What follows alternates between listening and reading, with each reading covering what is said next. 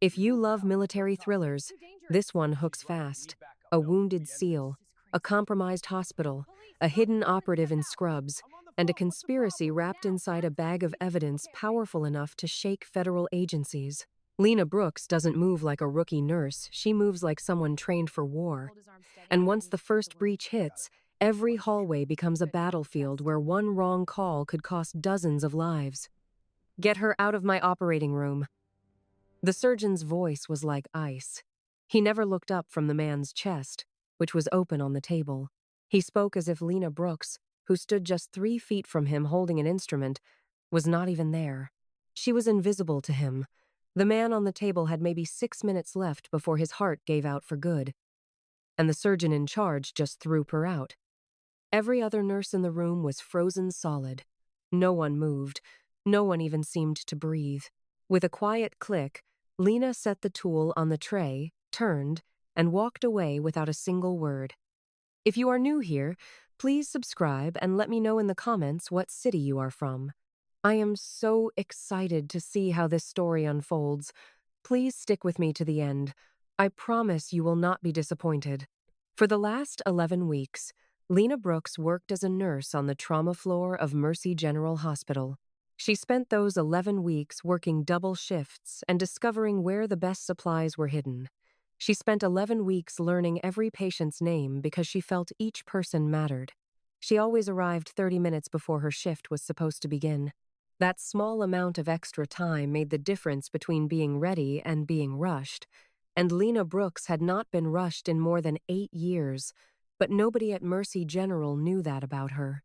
In reality, no one at the hospital knew a single thing about her, which was exactly how she liked it. She did the paperwork, she passed her nursing tests with flying colors, she showed up early every day, and she never made any trouble. Her file said she was 26 years old. It also stated she got her nursing degree from a state college in Virginia. The file said her last job was for a government contractor, a job she could not talk about. The Human Resources office only asked about it once. A clerk in that office made one phone call. After that single call, the subject was never mentioned again. What her file did not say were her 4 years serving in the United States Marine Corps. It did not mention that she was on a scout sniper team that operated out of Camp Pendleton.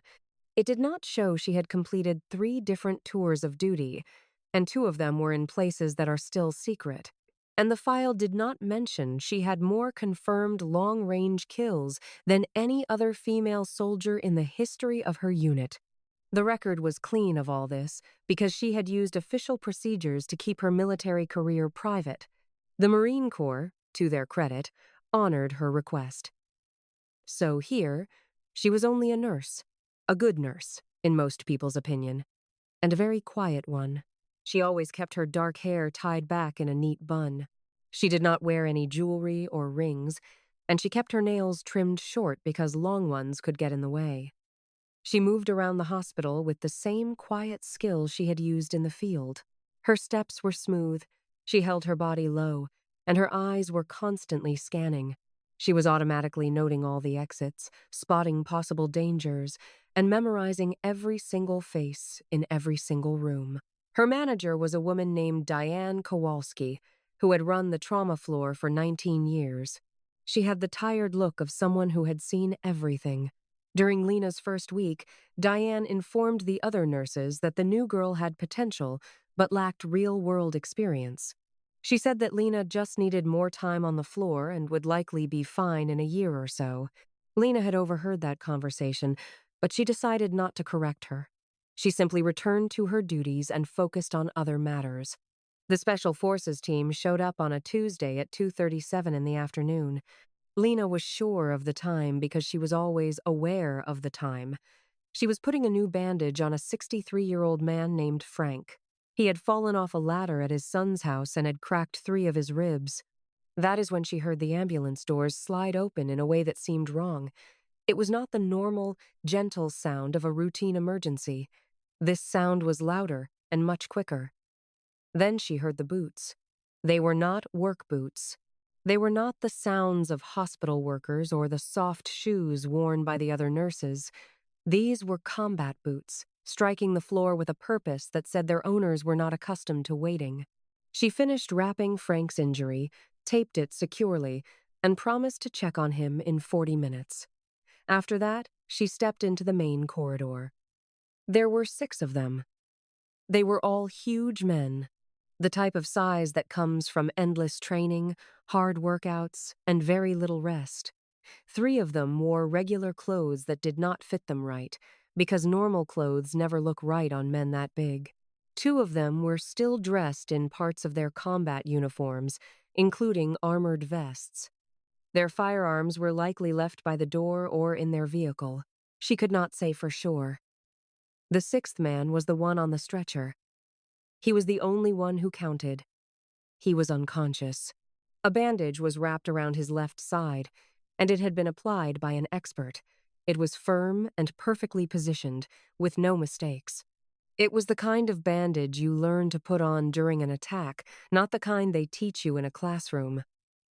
But a dark red color was already seeping through the white material. This meant the injury was very serious, and he was bleeding somewhere on the inside. His skin was a pale, sickly color. She could see his chest moving up and down, but his breathing was weak and uneven. The tallest of the 5 conscious men was the one giving orders. He was about 6 feet 4 inches tall and was built like a solid wall. He had a square jaw that looked like it was carved from rock, and a scar that went from his left ear down to his lip. She would find out his name later, Petty Officer First Class Elias Cord. But in that moment, he was just the man in charge, and he was not making requests. "We need a surgeon now, not in 5 minutes, right this second." The head nurse at the main desk was a good guy named Marcus. He was excellent at his job, but he was not ready for something like this. He said, "Sir, I need to check your patient into our system first." The tall man shot back. "He does not need to be checked in. He needs to be on an operating table. Where is your head, surgeon?" "Sir, if you will just—" "Where is your surgeon?" It was not a question anymore. Lena watched the color completely leave Marcus's face. A small, practiced part of her brain registered the locations of all 5 men. She mentally measured the distance to the emergency call button. She saw that 2 of them were watching the hallway behind them, not the front desk. That told her they were not concerned about the hospital staff. They were worried about someone who could have followed them to this place. That was a very important detail. That was something she would not forget. Dr. Hartwell was already walking down the hall. She must have heard the boots as well. She appeared around the corner with 2 surgical nurses close behind her. She took one quick look at the man on the stretcher and ordered, "Get him to trauma room 2, while pointing down the hallway. All at once, everyone began to move. The Special Forces soldiers stayed right next to the stretcher. They flanked it on 3 sides like they were still in a military formation, which, in a way, they were. Lena moved along with the crowd, but she did it so that nobody would even see her. She walked at a regular speed, picked up a patient chart from a nearby shelf as if she needed it, and she entered Trauma Room 2 just after they did. In an instant, the room became incredibly crowded. Dr. Hartwell started yelling out commands. Her surgical nurses rushed to do what she said. 2 of the soldiers took up positions guarding the door without being told. It was either a trained response or a routine practice. She was not sure. The other 2 soldiers entered the room and were now getting in the way of the medical team, which was becoming a serious issue. Lena moved to the right side of the stretcher. She began to cut off the field bandage before anyone had a chance to ask her. She had done this very thing many times in the past. It was not in a hospital, but she had done it. The wound underneath was from a bullet that had passed all the way through his left side. It had not hit his spine, but it likely struck a kidney. Based on the amount of blood, it had certainly hit something else as well. She had a new intravenous kit in her hand before Dr. Hartwell could even ask for one. Hartwell grabbed it from her without looking to see who gave it to her. Then she looked up, noticed Lena, and immediately turned her attention back to the patient without saying anything. That was the right move. Lena had to respect her for that. But then Elias Cord placed his hand on her shoulder, and it was not a gentle gesture. His hand felt heavy, like a bag of rocks. The second she felt his touch, her whole body went completely still. It was a kind of stillness she had perfected during her combat training, a sign that a small voice in her head was screaming at her to get ready. "You are just a nurse," he said. "This is for the surgeon. You need to go." She did not even turn to face him. "His blood pressure is dropping. He will need a second intravenous line, and your men have to leave this room so the doctor can work." His tone was sharp and dismissive. "I was not asking for your thoughts," she answered without looking at him. "I am aware." He could only glare at her back. She kept her focus on her duties. Dr. Hartwell's voice cut through the tense room. "I need better light here, and I need his blood type. If it's not in his chart, tell me right now." Without even glancing up, Lena said, "He is B positive. The tattoo is on his right forearm." She noticed it when she removed his sleeve. For a split second, the entire room went still. Dr. Hartwell finally spoke. "Excellent. Test and match his blood, just to be sure." Then, in a lower voice that was still clear to everyone, she said, "Elias, get your team out of my trauma room. All of them." Elias was clearly irritated. Lena saw him hesitate before he finally spoke. "We are not going to leave him." The doctor corrected him sternly. "You are not deserting him. You will be in the hallway, clear of my team, as we save his life. There is a big difference. Now, please leave." Another silence filled the room. Lena could feel his gaze on her, but she refused to turn. At last, he stepped back. The door clicked shut. She heard Dr. Hartwell let out a long breath before her voice became all business. Her commands were crisp and clear, calling for vitals and tools. Lena moved in perfect rhythm with her. She had a rare talent for reading other people's workflows. This skill made her a valuable asset anywhere. She could fit into any team and be a help instead of a burden. For the next 47 minutes, they worked as one. The patient on the table was Petty Officer Second Class Danny Reyes. Lena knew this from his dog tag, which she saw while they prepped him for the operation. He had a wound in his side from a blade, made less than 4 hours ago. It was not from a knife, but from something much longer. Lena kept this observation to herself. She just passed instruments, checked monitors, and gave Dr. Hartwell information before the surgeon even knew she needed it. After 20 minutes, the doctor stopped double-checking the nurse assisting her. When they were finished, Danny Reyes was stable and on his way to the intensive care unit. Dr. Hartwell removed her gloves and simply watched Lena for a long moment. "How long have you been on this floor?" the doctor asked at last. 11 weeks, Lena answered. 11 weeks? The doctor said nothing more. She just turned and walked away. Lena tidied her station, logged the supplies they used, and went to check on her other patient, Frank, who had healing ribs. The soldiers were waiting in the lounge beside the trauma room. All 5 of them were on their feet. Men like that rarely sit in places like this. They stood around the room in a loose formation. As Lena walked past the doorway, Elias Cord spotted her. She continued on without stopping. She heard him murmur something to the man next to him. She could not make out the words. She thought again about Danny Reyes's injury, the precise angle and depth of it. It was from a blade much longer than a knife, and it had missed his spine by less than 2 centimeters. That type of wound is not something that happens during a training exercise. An injury like that is created when a highly skilled person wants to send a message, not cause a death. Someone wanted Danny Reyes to survive, at least for a little while. She pushed the thought away and continued with her work. The rest of her afternoon was perfectly routine. She changed a couple of dressings, she updated a few patient charts. She spent time with a woman named Pauline on the 4th floor. Pauline was terrified about her biopsy results and needed a friend more than a nurse. At 6:30, Lena nibbled on a sandwich in the break room. She listened to two other nurses talk about a television show she'd never heard of. She smiled at what seemed like the appropriate moments. She was an expert at blending in. At 7:42, she was at the third-floor nursing station when she saw the men enter through the front doors. There were three of them. They did not use the ambulance entrance, which was the first odd thing. They wore regular street clothes, which was the second. One of them held a bag with a shape that was strange for its purpose. That was the final detail that made every one of her alarms go off.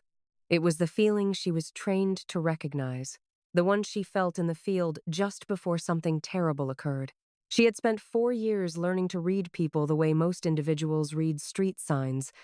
The process was immediate, subconscious, and certain. She was seeing three men cross a public space in a way that was obviously practiced. They were not looking around. They did not seem lost. They were not visiting a sick relative. They moved with a clear purpose and in a close formation. One man led, with two others behind and to his sides, keeping a precise distance. That was military spacing. It was the kind of formation used in a tactical advance. These men were not American military, because she knew what that looked like. This was different. They went by the information desk without a look, passed the chapel, and turned left toward the elevators. She knew exactly where they were going. She took out her phone. She typed a message to a number she was not supposed to possess. She had memorized it from a paper she saw being shredded years ago. The message was only a single character. The people on the other end would understand what it meant. Then she walked over to Marcus, who was at his desk, looking worn out from his shift. "Hey," she said, "I need you to do me a favor." "What is it?" he replied. "I need you to walk calmly, very calmly, and tell Dr. Hartwell to think about relocating her patient in the third-floor intensive care unit. Act casual, do not seem rushed. Then, I need you to ask if someone can keep an eye on those military men in the waiting area." Marcus just stared at her. "Lena, what are you? Will you please just do this for me?" she interrupted. "Well, yes, but thank you," she said, already turning to leave. She headed for the stairs. An elevator is just a box, and a box is a trap. She was not going to get caught in a trap on a Tuesday in November, not in a hospital in Virginia if she could avoid it. She went up the stairwell, taking the steps two at a time. She was silent, her hand barely grazing the rail. She emerged onto the third floor from behind the fire door and paused. It was a very long corridor. The nursing station at the other end had two people. A man she didn't recognize was near the elevators, looking at his phone, but he held the phone at a strange angle, probably using its reflection to watch the hallway. She went the other way. She took a longer route around the floor, through a service hallway by the radiology department. She reached the intensive care unit from the east. As she came through the second set of doors, she almost ran right into Elias Cord. He was leaning against the wall outside Danny's room, his arms crossed. He watched her as if she were a complicated puzzle. "You are the floor nurse," he stated. "Petty officer," she answered. His focus sharpened instantly. "I never told you my rank." "No," she said evenly. "You did not." He slowly uncrossed his arms. "What are you doing up here?" He questioned her. "My job," she said. She kept her voice calm, her hands visible, and her body relaxed. "And at this moment, my job is to inform you that 3 men entered this hospital about 6 minutes ago. Their movements do not look like any normal civilian behavior I have ever seen. One of them had a bag. The change in him was instantaneous. His entire stance shifted. It was not a large, noticeable movement, but she felt it as if the temperature of the room had plunged. His body became tense and ready. His voice turned cold and professional. "Where are they?" he demanded. "They went left by the elevators on the ground floor. I am not sure which floor they chose. The man standing by your elevator on this level has been there since I came up. He is watching this hall." Elias looked at her for several long seconds. It was not a friendly look, It was the look of someone doing difficult math in his head very quickly. "You need to go back to your floor," he ordered. "You have 4 men, and your security is not completely set up," she replied. "How important is Danny Reyes to the people who wounded him with that blade?" He went completely still. "How do you know about the blade?" he asked. "The wound." The entry point was at a 40-degree angle, with a depth that suggests a blade between 18 and 24 inches long. The blade's trajectory missed the spine by a margin too small to be a coincidence. "That is not a wound from a random fight. That wound was made to deliver a very specific message." She paused. "So, are you going to keep asking me questions, or are you going to secure this floor?" For 3 whole seconds, Elias Cord was absolutely quiet. She counted every one of them in her head. Then, he raised the radio on his hip. His voice was low and perfectly steady. "Ghost Hawk, pip code lock. 3rd floor is compromised. My radio shows 3 unknown men are in the building, maybe a 4th by the elevator. Reyes is not moving until I give the order." "Confirm." 3 voices answered right away. "Understood. Understood. Understood." He turned back to look at her. "Who are you?" he asked. He had moved past asking what she was or how she knew what she knew. He asked the kind of question you only ask when you meet someone who changes the entire situation. She met his gaze directly. "For right now, I am the nurse who knows this hospital a lot better than your team does." The East Hall closet overlooks the garage. A key card is needed for the north service stairs, which bypass the main elevators. The room next to Danny's has been empty all day. "And the man from the elevator is heading this way now." Elias whipped his head around. But she was already gone. She was inside the empty room before the man was close. Pressing her body flat against the wall by the door, she left it open a crack. It gave her a perfect, concealed view of the hallway. This was a skill she had not used for years. Lena heard the calm in Elias's voice, as if he were simply asking the time. "Are you lost?" The man answered in an accent that was hard to place. It sounded Eastern European, maybe Russian, but that was only a guess. He said, "I need to find the men's room," Elias told him. "At the end of the hall, on your left." She heard his footsteps go past her door. Through the thin opening, she saw him. He was a large man, in his 50s, who limped a little on his right side. His right hand looked relaxed, but she knew it was a lie. It was the posture of a man keeping his hand near a hidden weapon. The man turned left, but the restrooms were on the right. Lena knew the layout of this floor perfectly. When she stepped out, Elias was watching the man walk away. Without looking at her, Elias said quietly, "He is in the East Hall. A service stairwell is about 50 feet from here. He is looking for a better vantage point. Can you get there ahead of him?" But Lena was already on the move. The service hallway was cramped, buzzing under fluorescent lights. She moved without a sound, her breathing even. She was returning to a role she thought she had left behind 4 years ago, the day she walked off the military base forever. That person was never gone, just buried deep inside her. She got to the stairwell door a full 8 seconds before his heavy boots did. She slipped inside, went up 4 stairs, and looked through the wire-reinforced glass. He walked into the hallway with a clear purpose now. He reached into his jacket. It was not a phone or keys. The object was small, black, and he held it like he knew it well. She had maybe 4 seconds, 5 at the most. She opened the door, moved in behind him, and spoke in a simple, calm voice. "Pardon me, sir. This is a restricted area." He spun around, trying to hide the weapon behind his leg. His mind was racing, trying to decide if she was a danger. She already knew what he would do. The instant he reached for the gun, she moved. She closed the gap as her right hand shot forward. She executed 4 precise moves in less than 2 seconds. It was too fast and too clean for any nurse. He fell to the ground without a sound. She caught the gun as it fell. Looking down at him, she breathed in and out slowly, feeling the old, familiar calm wash over her. Down the hall, Elias Cord was frozen. He could only stare at her, completely shocked. Two of his soldiers appeared silently behind him, the way Special Forces soldiers do. A single look told them everything. Nobody said a word. Then, a shorter soldier they called Ghost looked from the man on the floor to Lena. He asked in a low voice, "What unit did you serve with?" She checked the man's pulse. It was steady. She did not want any casualties. She stood up, put the pistol in her scrubs, and faced Ghost.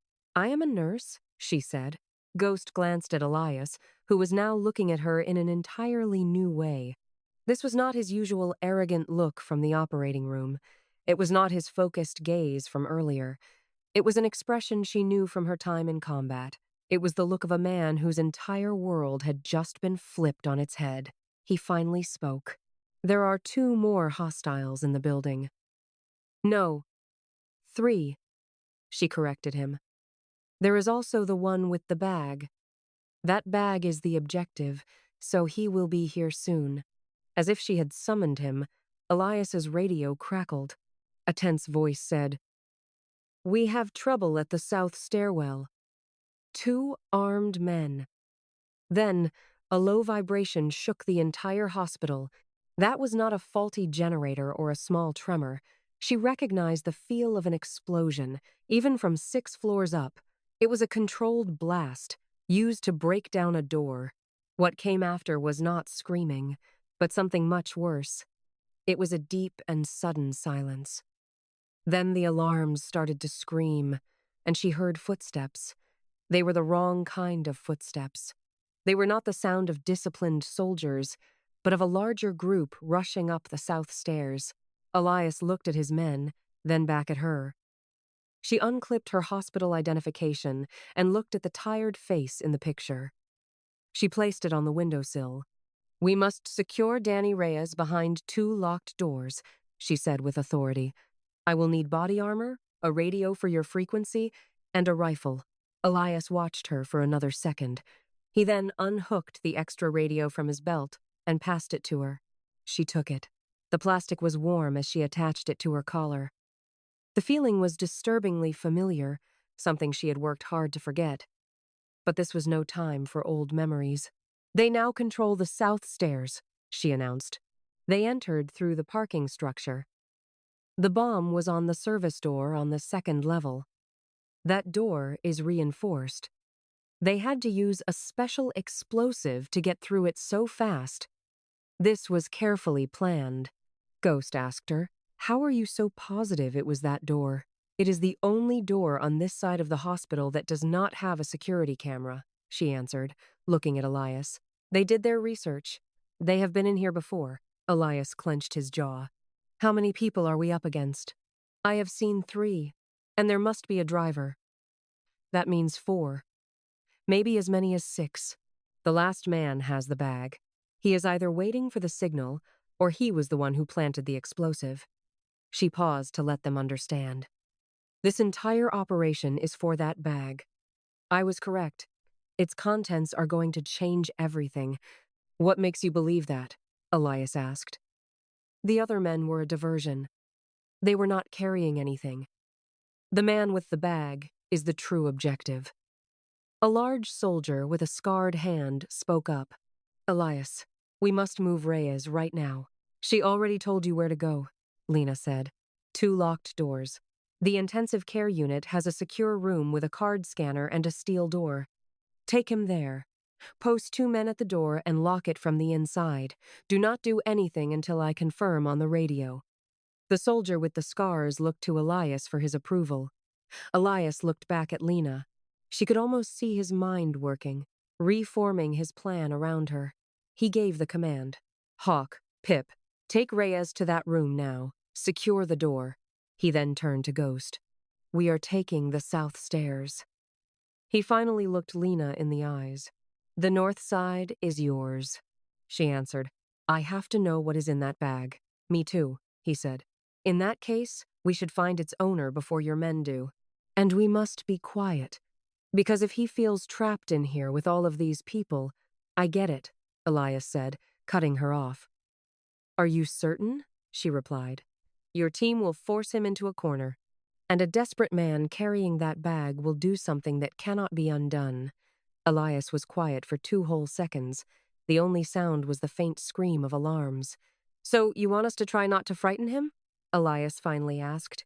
No, she said. I want you to allow me to get to him before your team does. So what is the strategy? He asked after a short silence. I will find his location for you. Your team can then take him down however they want. I just have to find him first. Ghost made a sharp, surprised sound that was almost a laugh. She knew that sound. It was the noise of someone accepting a new and strange reality. At last, Elias agreed. Check in on the radio every 3 minutes. If you miss a single call, I will come looking for you myself. Understood. And with that, she started toward the north wing. This corridor was much quieter. The sirens were a distant sound here. The lights were still on, which was a sign of a well-controlled explosion. She was dealing with true experts. Experts use only the amount of force that is needed. A small explosive to open one door, a small team to control the area, and silence until the perfect moment. She walked by a storage closet and an empty examination room. A quick look into the nurse's station showed it was deserted, except for a rolling medical cart. 2 of its drawers were open. This pointed to someone leaving in a great hurry. She paused, then went back to examine it more closely. The 2 drawers on the cart were open. The bottom drawer, the one for emergency kits, had been emptied. She stood perfectly still, wondering why a person without medical training would need a trauma kit. The picture was becoming clearer. Someone was injured. There had been a struggle somewhere between the garage and this floor, and now the wounded person was hiding. Her eyes scanned the hall, but the white floor seemed perfectly clean. Then she knelt, and at just the right angle, the light revealed a small, dark mark near the wall. It was a fresh smear, about 6 inches long. She got up and moved quietly down the hall to the north stairwell door, just 8 feet away from her. She pressed her back against the wall, emotion from her past. Holding her breath, she listened. From the other side, she could hear difficult, shallow breaths. Someone was struggling with an injury. She watched the door handle. From the other side, the handle began to move. She took a couple of steps back so she was facing the door. She folded her hands in front of her, taking on the calm look of a nurse. Her voice was perfectly steady when she asked, "Sir, are you all right in there?" The handle stopped turning. A second passed, and then the door opened all the way. The man who stood there was a total surprise. She had to change her plan instantly, but she was good at thinking on her feet. He was young, maybe in his middle 30s. His face, which might have been handsome, was now tight with pain and stress. He was clearly protecting something very important. He gripped a bag strap with both hands, pulling the weight tightly against his body. His left hand trembled, not from nerves, but from significant blood loss. A new first aid kit hung uselessly on his belt, still in its wrapper. He was trapped, unable to save himself while protecting the bag. He spotted her and froze. She offered him the same calm look she gave every patient, a look that promised everything was under control. "You are injured," she said plainly. He did not respond. "It is on your left side," she continued. "The wound appears to be just below your ribs." She looked at his left arm, which he held pinned to his side. "That wound requires medical attention," she insisted. "If you do not treat it, you will lose too much blood to see this through." His eyes darted over her, searching for any sign of a threat. He looked for a weapon, then a radio, and finally his gaze fixed on the device clipped to her collar. His face hardened. "Who are you communicating with on that thing?" he asked sharply. "I am talking to my team," she replied. He let out a disbelieving scoff. "You are a nurse. A nurse does not have a team."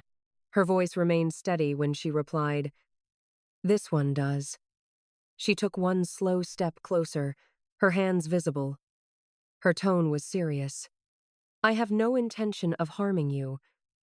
You must believe that. Regardless of your mission, 63 patients are on this floor. Another 42 are one level below. They are innocent. Now, allow me to examine that injury, she pressed. He simply shook his head. The patients are not my concern. I am already aware of that, she replied. You are here because of Danny Reyes. The mention of that name caused his rigid expression to crumble. He suddenly looked like a man who had carried an immense weight alone for far too long and had just discovered an ally. She recognized that look. She knew her guess was correct. The wound was a warning, not an attempt to kill. That meant his link to Danny Reyes was personal. What is in the bag? She questioned. He stared at her for a long moment before answering. Proof, he said. She allowed the silence to linger, waiting for him to continue. Is it proof of who ordered the attack? She asked gently. He shook his head again. It proves why they attacked. These documents reveal a name so powerful, nobody will believe it is true without this. He pressed his arm tighter into his side, and she noticed his face briefly lose its color. My opposition does not want me eliminated. They want what is in this satchel. This bag contains evidence of everything they have done. It contains their orders. His voice faded as the blood loss weakened him. There is a significant difference. You know, the wound was a message, but the conspiracy is the real offense. Just then, her radio crackled with static. The crisp, steady voice of Elias transmitted clearly. North Team, report your status. The man's eyes shot toward her radio. She held his gaze as she lifted her hand to the device. The North Sector is secure, she reported. I have located an injured civilian requiring medical aid. He entered from the northern stairwell. She paused, then added, He is not hostile. I repeat, hold your positions. The reply was almost immediate, coming back in 3 seconds. We are holding our position. You have 2 minutes. She extended an open hand toward the man. Let me hold the bag for you, she offered. He tightened his grip on the strap. I am not going to take it, she clarified. But you cannot hold it while I dress your wound. If I do not stop the bleeding, you will likely lose consciousness in about 6 minutes. I will protect the bag. I will keep it here on this floor, she assured him. But you have to let me do my job. His gaze traveled from her outstretched hand to her face. She remained perfectly still, aware that any sudden movement could be seen as a threat. At last, he handed her the bag. As she took it, she was surprised by its considerable weight. She set it on the floor near her feet and helped him sit down with his back against the wall. She unfastened the trauma kit from his belt, tore it open, and began to work on his wound. It was a clean cut, 5 inches in length and quite deep. The blade had narrowly missed a major artery. She worked with speed and precision. Speaking through clenched teeth, he asked, How can I be sure you will not just give them the bag? You cannot, she admitted truthfully, but I have a very good idea of what is inside it. I know who it implicates, and I know it almost cost Danny Reyes his life. You can either trust that I know its importance, or you can choose not to. It makes no difference. I am dressing this wound because that is my duty. He made a sound that was nearly a laugh. You are certainly not an ordinary nurse. I am a nurse, she said, correcting him. But I am also several other things. With the bandage secured, his breathing became more regular, though he still appeared pale. She rose to her feet, retrieved the bag, and helped him stand. He accepted her hand. Elias and Ghost were waiting for them just around the corner. When Elias saw her helping the wounded man while carrying the bag, his face was a mask of confusion. He did not seem angry, just profoundly bewildered. He had the look of someone whose entire understanding of the world was being challenged. Ghost, however, focused his attention immediately on the bag. Is that the item? He asked. It is, she confirmed. This needs to be put in a secure location, and it must be delivered to a person with the proper clearance. I will not release this evidence to just any local authority. She looked straight at Elias. You need to place a call immediately, she commanded him. I am already on it, Elias said, showing her his phone. The man she had helped, whose name was still unknown, leaned wearily against the wall. What was the outcome with the other 3? He asked. We have 2 of them contained in the southern stairwell, Ghost replied. She handled the 3rd one. The man nodded slightly. A 4th accomplice is waiting in a car outside. He is holding a remote detonator. Elias glanced up from his phone's screen. A remote for what, precisely? Before the man could reply, she interrupted. The explosive on parking level P2 was only to breach the door. A remote outside suggests that was just a distraction. There is a second, much larger bomb, the man stated quietly. It is attached to a support pillar between parking levels P1 and P2. It is on a timer, but it also has a remote trigger. The countdown started the instant they entered the building. The corridor became deathly quiet. How much time is left? She asked. He looked directly at her. The timer was activated 19 minutes ago, the moment I came through that door. She spun to face Elias, but he was already in motion. Ghost, move everyone in this building to the east wing. This is not a drill. Evacuate all patients and staff right now. He moved with urgency, his voice low and firm on the phone. It was a tone she knew well, the sound of a leader assuming command. Dispatch the bomb squad to the parking garage now, I said into my own radio. There is a second device on a primary support column, and its timer is active. Yes, I mean right this instant. The numbers were already calculating in my head. 19 minutes had passed. Subtract the time we had just spent talking. That gave us perhaps 14 minutes. Maybe less. I turned to the injured man. Are you capable of walking? He nodded. Good, because we have to go. I handed the heavy bag back to him. Protect this until the right person arrives. Do you hear me? Do not put it down. Do not give it to anyone unless Elias makes the introduction personally. He accepted the bag. Why are you trusting me with this again? He asked. I met his eyes. Because you have already bled for it.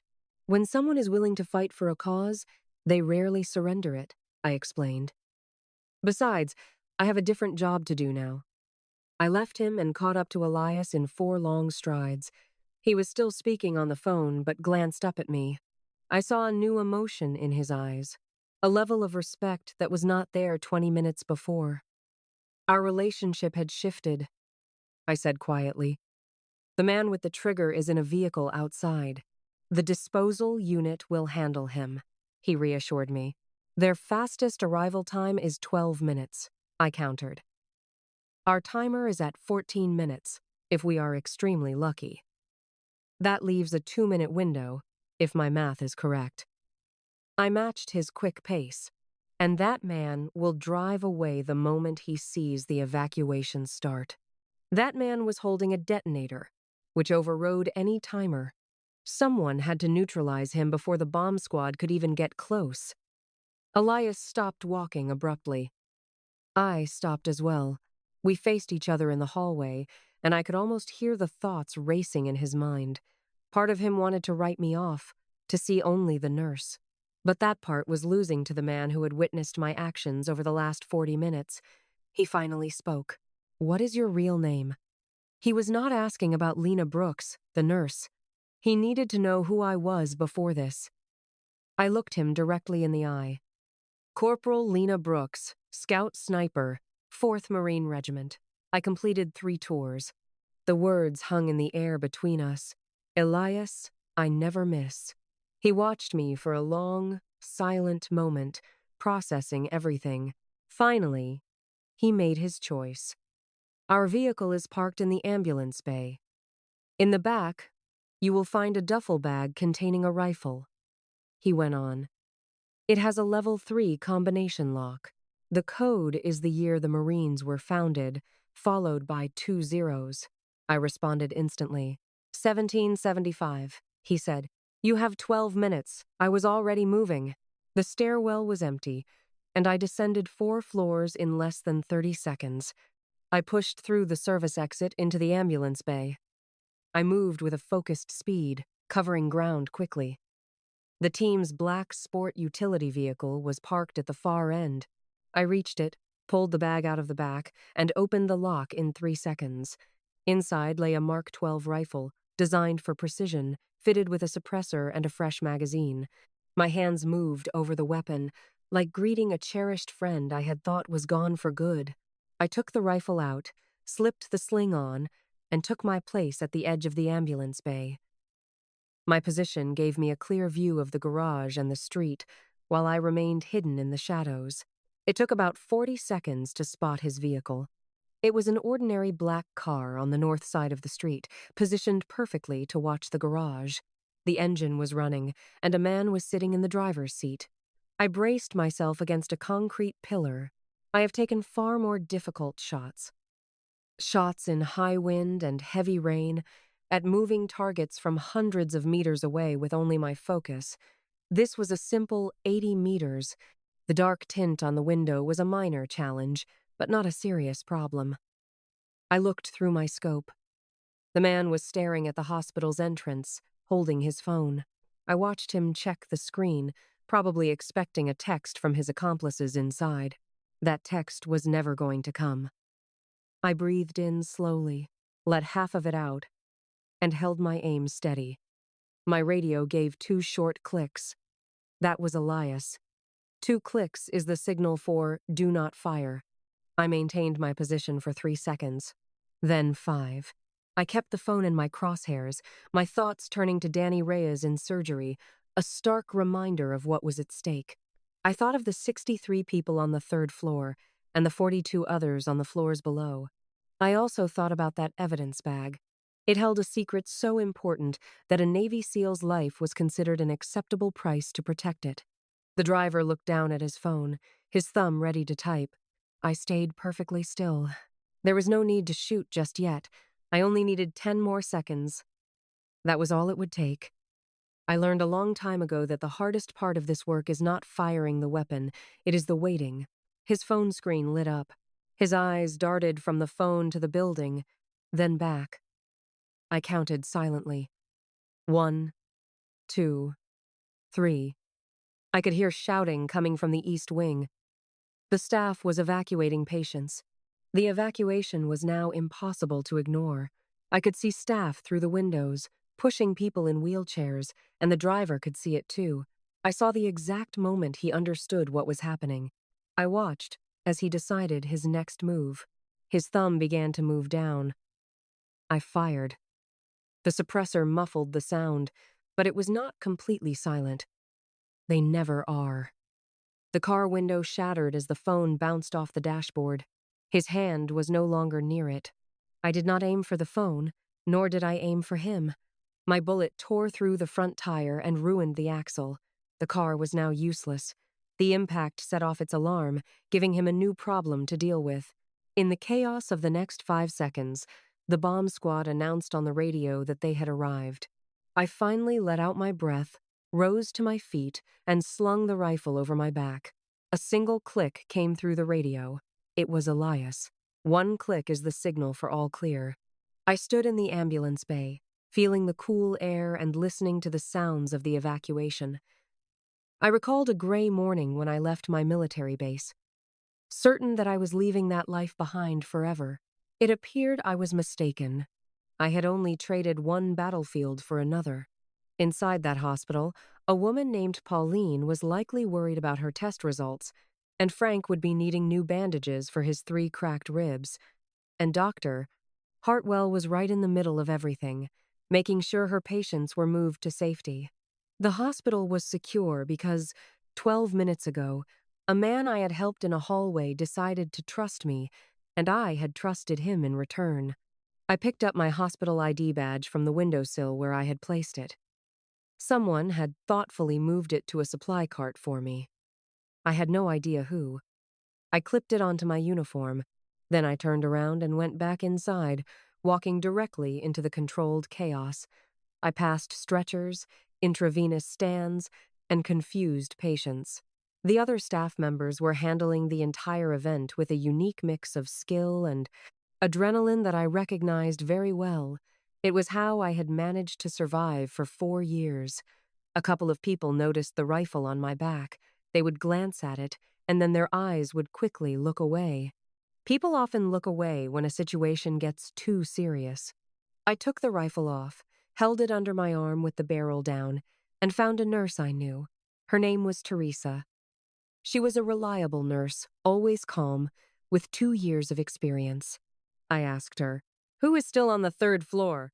Teresa was pushing a wheelchair while holding a patient's chart. She looked at me, then at the rifle, and then she answered, "We still have 6 who are hard to move. They require a full team. Diane is with them up there." "Is anyone else up there?" I asked. Dr. Hartwell went back up. She said she would not leave her post-operation patients. That sounded exactly like her. I took the rifle to the supply room located behind the nurse's station and used my key to lock it up. After that, I went toward the stairs. The third floor was strangely quiet. All the beds closest to the doors were now empty. The final 6 patients remained, attached to a network of tubes and machines that could not be moved without a doctor's approval. They were too fragile to be moved into the hallway. Diane was at her desk with a phone to her ear. She had the look of someone who has managed crises for her entire life. Her expression was determined, her eyes were sharp, and she was completely focused. She saw me and said to the person on the phone, "Please hold for a moment." She turned to me. "Where were you? Helping with the evacuation?" I gave her a simple, one-word answer. Diane looked at me for a second. It was the kind of stare a manager with 19 years of experience gives a capable but new nurse. But the nurse standing before her now had dried blood on her arm and a profound calm that seemed earned through hard experience, not natural. Diane returned to her call. "I need a complete transport team on the third floor.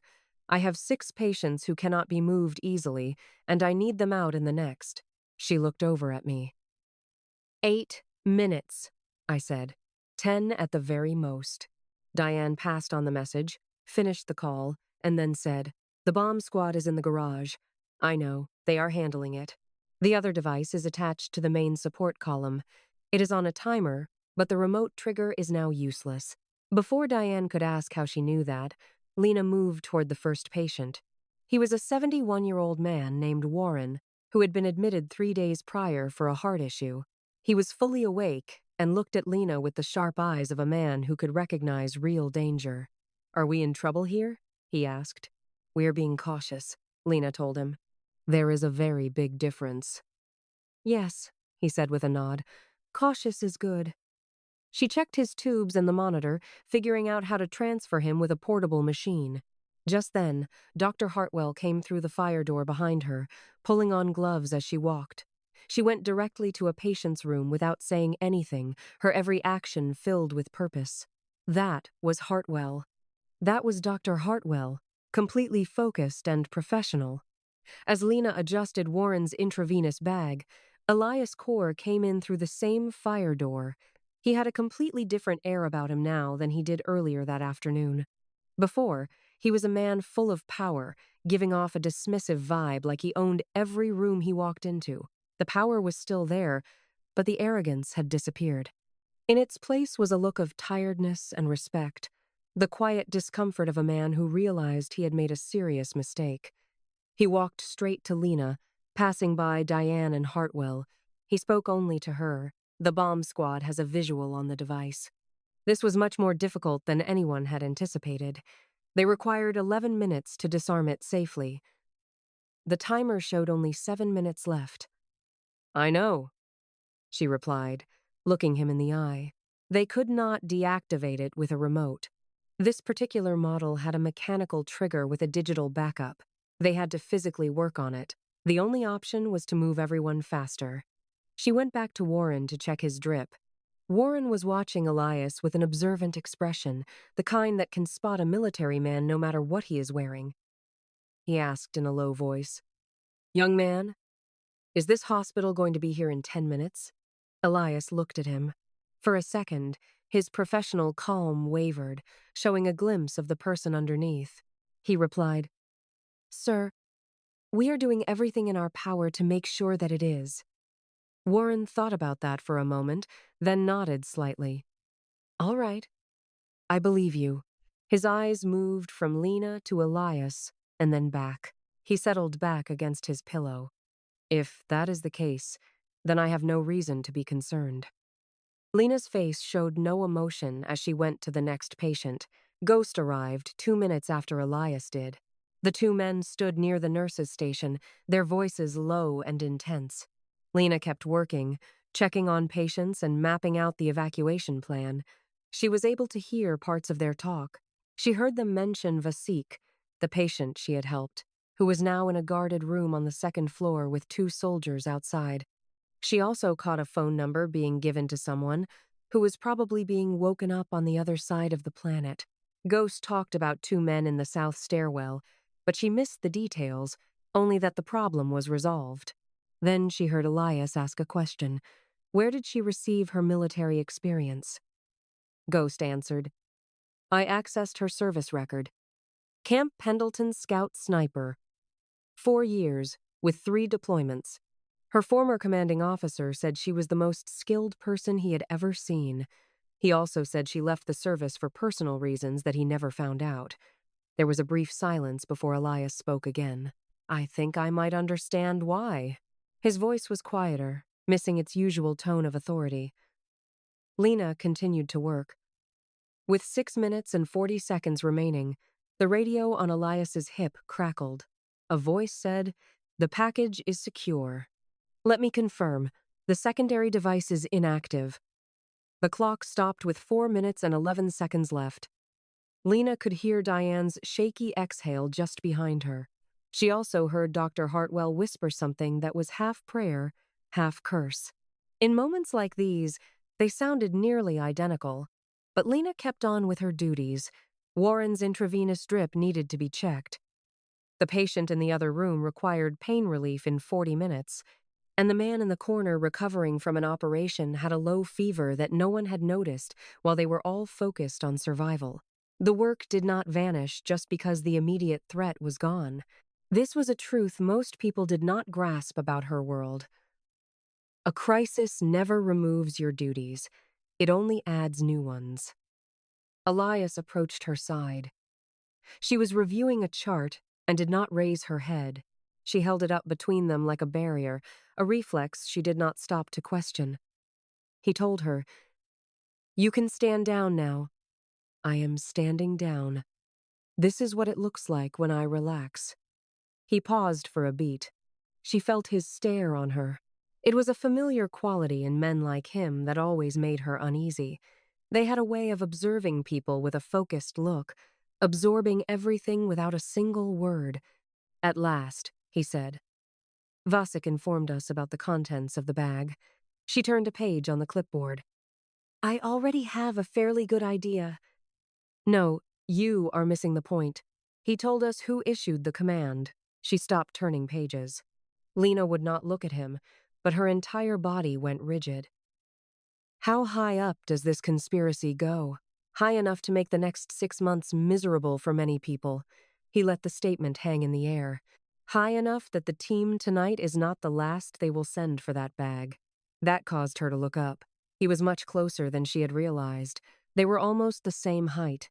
At 5 feet 9 inches, she often surprised large men like Elias. Her posture made her height seem like an intentional feature, not a coincidence. She finally inquired, "Are you saying this is far from over?" "I am saying Vasek has to deliver that bag to the correct hands, and it must be soon. He will need protection, which my team will supply." He paused, and she could tell more was coming. But the ones who sent the first team know they failed. They know where it happened, and they will become very curious about who was in this building that should not have been. He looked right at her, "Which means they will become curious about you." She set the clipboard on the counter. Her movements were slow and deliberate, like someone getting ready for a conflict. Are you telling me I am a loose thread that needs to be cut? I am telling you to be gone before the sun comes up. She held his gaze for a long, silent beat. The overhead fluorescent lights hummed quietly. From down the corridor, a patient cried out for a nurse. Warren observed them with the calm interest of a man whose 70 years had taught him how to read a situation perfectly. Lena spoke. I started working at this hospital 11 weeks ago to care for people. I did not choose this job because it was secure or because I believed I would be untouchable here. She lifted the chart once more. I am finishing my shift. Elias simply stared at her. He started to speak, but then shut his mouth. She noted that with great interest. Men like Elias Corr were almost never without a response. Just then, Ghost showed up in the doorway. We have an issue, he announced. The issue was Danny Reyes, but his health was not the problem. Danny's health was, in fact, improving. His blood pressure had stabilized, and his operation was a complete success. The real problem involved the 2 soldiers Elias had stationed outside his door. One of them, a man named Pip with scars from a fire, had discovered another person in the intensive care unit. This individual had no reason to be there after the lockdown. He was a hospital custodian named Gerald, a night shift employee for 11 years. He carried his identification, wore his uniform, and had a valid excuse for his presence. The single detail that was wrong was that Pip caught him with his ear to Danny's door, listening. When Lena and Elias reached the intensive care unit, Gerald was in a chair in the hallway. Pip loomed over him while another soldier blocked the exit. Gerald was talking without pause. He clearly knew how suspicious this appeared and was frantically trying to explain it away. I was just making my rounds, that is it. I thought I heard a noise, so I moved closer. That is what anyone would have done. Pip was a statue of silence, a man who used quiet to intimidate. Gerald looked up and saw Lena. His face changed. It was not relief, but a twisted version of it that felt completely wrong. You need to explain it to them, he pleaded with her. You have to tell them I belong here. You know me. He was correct. She did recognize him. Lena had seen Gerald many times, pushing his cart through the quiet halls, giving the staff a small nod. She had mentally catalogued him, the same way she did with everyone. His face, his build, his schedule. Gerald always began work at 11. He took his break at 1:30. He was usually done with the 3rd floor by 3 in the morning. However, it was not yet 1:30, and he had no cause to be on this floor so soon. She asked him, Gerald, which supervisor told you to start up here tonight? He just looked at her. What are you talking about? Your usual path brings you to this floor after 2 o'clock. You are here nearly 2.5 hours early. Who gave you that order? His hurried words came to a halt. She could practically see the gears turning in his head as he searched for his next move, and she watched him choose poorly. He attempted a new story. I was covering a shift for someone. Martinez asked me to switch with him. Martinez clocked out sick at 4 o'clock this afternoon, Lena said, her voice perfectly level. I saw him leave with my own eyes. A thick silence fell over the hallway. Gerald said nothing. From behind her, Elias spoke. Gerald, this is your last chance to make this easier on yourself. Gerald's eyes darted from Elias to Pip, then back to Lena. She watched the fight go out of his expression. It was the face of someone with no moves left, simply waiting for the inevitable. He finally confessed in a low voice. I was just supposed to get his room number. That was it, only the room number. I had no idea what they were going to do. He stopped and swallowed, his mouth suddenly dry. They promised me it was just for information. Who promised you? Elias demanded. I don't know the man's name. A man called me 2 days ago, and he acted like he knew everything about me. Gerald stared at the floor, When he looked at her again, his face was filled with a pain that had nothing to do with his job. He knew about my son, and the trouble he is in with some bad people. The man on the phone instructed him to just make a few calls at set times and report on who was present on the floor. He gave his word that no one would get hurt. Lena watched him, certain that the part about his son was the complete truth. She had no doubt. It was a common tactic used by powerful men to force others to act for them. They had a talent for finding a person's deepest vulnerability, and they had certainly found Gerald's. They found his weak spot and used it for leverage. This did not excuse what he did, but it made it understandable. Lena then inquired, "Gerald, what was the phone number of the man who called you?" He replied that the number was blocked. "Did he call your personal phone or a hospital line?" Gerald's face shifted as he stared at her. She recognized that look from Vasek and Elias. It is the instant a person realizes their own fatal mistake and sees the truth. My cell phone. The number might be blocked, but the call log has data. A forensics unit can retrieve that information in about 40 minutes. She glanced at Ghost, who stood in the doorway. "Get his phone to the person handling Vasek's evidence." Ghost looked to Elias, who gave a quick, firm nod. Gerald got to his feet slowly, his eyes locked on Lena. "Can they keep my son safe?" She answered, "I cannot make you any promises, but if that number is what I think it is, it will give you something to bargain with. You have no power right now. You have to prove how useful your information can be." He nodded, and he seemed to age 5 years in that second. He had made a horrible choice for a noble reason, and he would carry that weight forever. She understood that burden intimately. Hawk gently took Gerald's arm, leading him to the stairwell. Elias was still watching her. Elias had been observing her all night. She was slowly getting used to the feeling. He commented, "You handled that with remarkable skill. He does not seem like a bad man." She corrected him. "He was a useful man. There is a difference. How did you know he would tell the truth about the phone? Because he is not the kind of person who can invent a good lie on the spot. The truth was the only option he had left." She paused for a breath. "I also watched his hands when I mentioned his supervisor. Most people reach for their phone to verify a story. He did not move a muscle. He knew he had no proof, and he knew that I knew it." Elias was silent for a moment. He finally broke the silence. "You have been doing that the entire night." Lena looked up, cautious. "Doing what, exactly? Reading people like they are an open book?" She nearly let the truth escape, but caught herself. "Instead," she said, "it is a useful skill in the emergency room. It is useful in many fields." She met his gaze. His voice was not idle. It was focused. It was the tone of an operator about to make a request. They guide the conversation so you agree before they even ask. She cut him off. "Whatever you are thinking of asking, just do not." "I have not said anything. But you were about to." He studied her for a long moment before he spoke again. "Danny will need protection when he leaves the hospital. A team is being assembled. The people from tonight will try again. The evidence from Vasek's bag means nothing unless Danny is alive to testify. He heard the order, he lived, and they know he lived."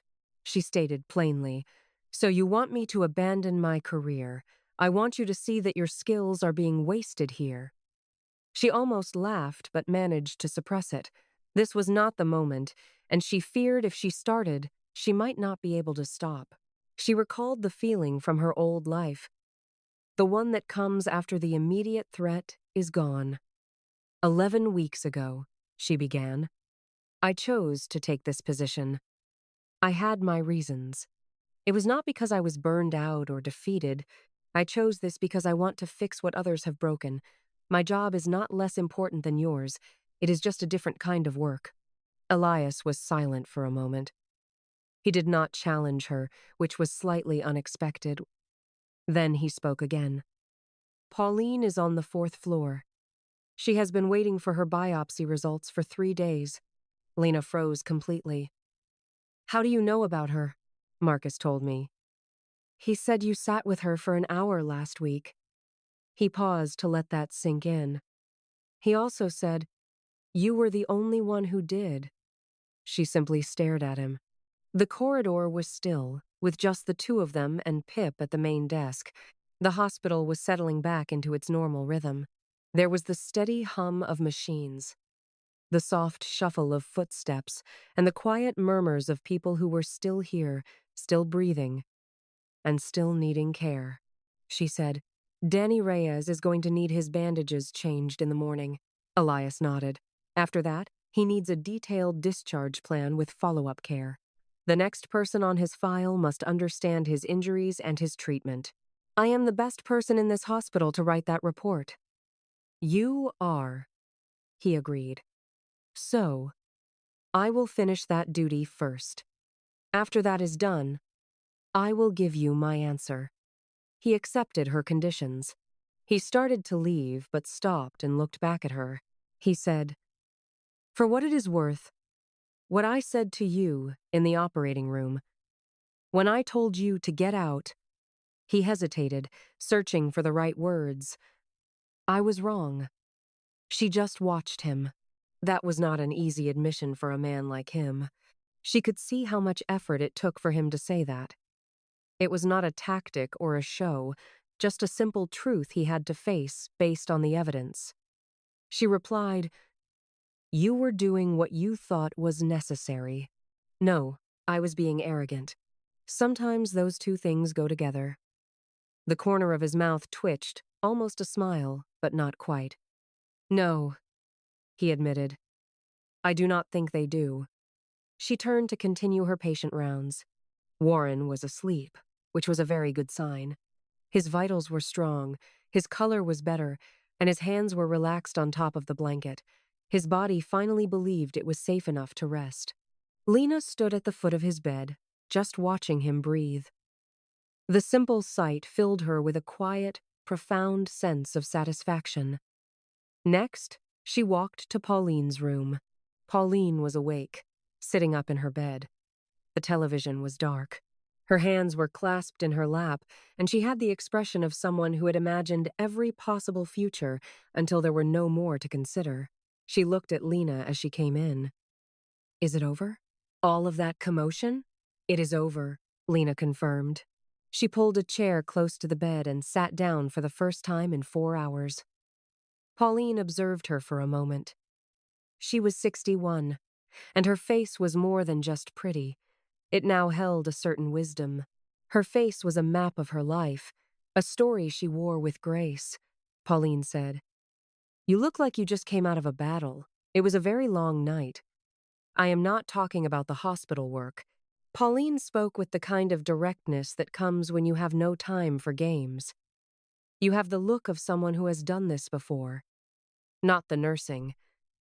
The other thing, whatever that was, Lena glanced down at her own hands, which she had scrubbed clean 2 times. I did it a lot in my old life. Tonight was a good reminder that the past is never really gone. Pauline considered that, then said, my daughter always said I should have been a nurse. She says I have a gift for taking care of people. She paused. I think I went into accounting because I was afraid to care that much. Lena met her eyes. So, how did that work out for you? A small smile touched Pauline's lips. Not very well, to be honest. It turns out you care about people anyway, whether you plan to or not.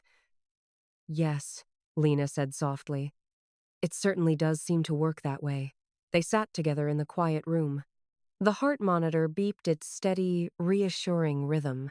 Down the hall, the hospital was slowly healing itself. That is what hospitals do. They absorb catastrophes and keep on running. It is their function, and the function of the people inside them. Lena thought about the offer from Elias, the bag of evidence, the injuries on Danny Reyes, and a foggy morning at Camp Pendleton.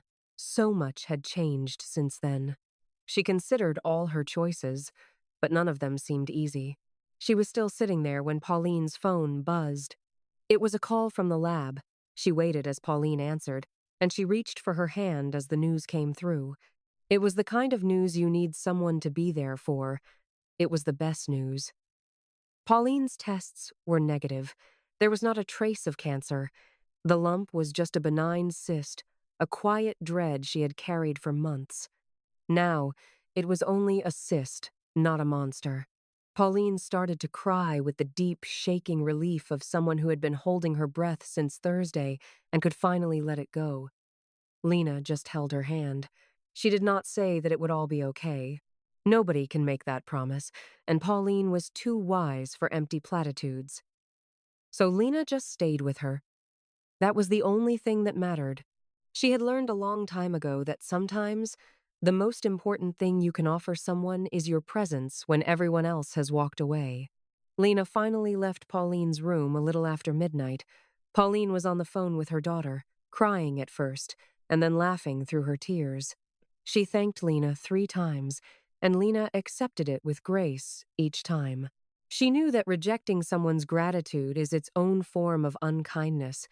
Walking down the corridor, she felt the deep, late-night stillness of the hospital. It was a unique kind of silence, filled with the weight of vulnerable people being watched over by a staff fueled by coffee and a strong sense of purpose. They were all there because they knew their jobs mattered. It always mattered. The third-floor nurses' station appeared normal again, but that was just on the surface. All the furniture was back in its place. The monitors blinked their constant rhythm, and the charts were in neat piles. But something essential in the room had shifted.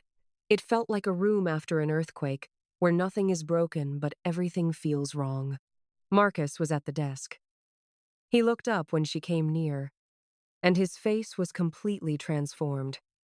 It was an expression she had not seen in her 11 weeks at the hospital. He was no longer looking at a competent but new colleague. This look was older, graver, and much harder to read. He said simply, "You are needed downstairs."